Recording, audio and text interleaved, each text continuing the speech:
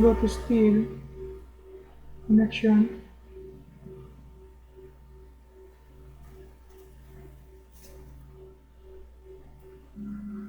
select this, shift, then select, add everything, then OK.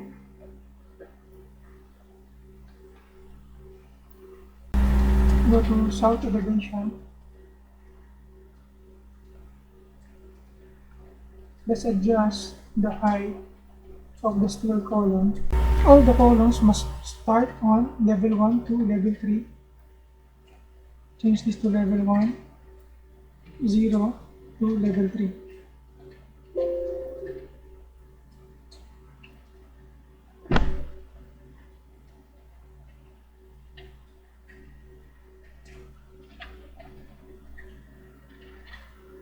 All the foundation must be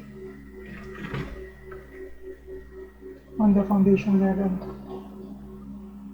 View in 3D. Now, let's repeat the procedure on the base plate.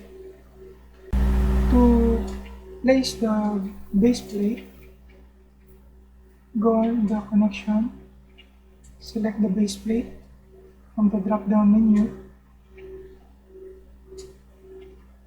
select the steel column, then press enter.